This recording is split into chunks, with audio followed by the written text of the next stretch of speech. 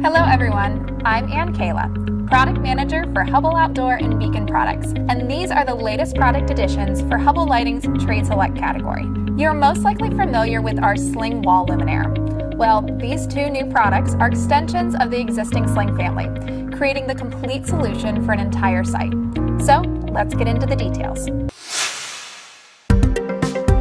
The Sling Canopy is a single housing that is offered in 3 lumen outputs from 3,000 lumens up to over 7,000 lumens. This provides a retrofit opportunity for reducing from a 250 watt luminaire down to 55 watts. We have also included an impact-resistant polycarbonate lens, which increases durability while reducing unwanted glare.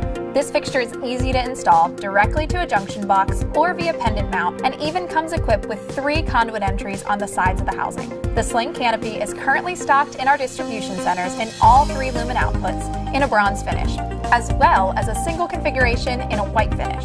Another new fixture addition to the Sling family is the Dusk to Dawn, which we believe is the most attractive product in this category on the market today.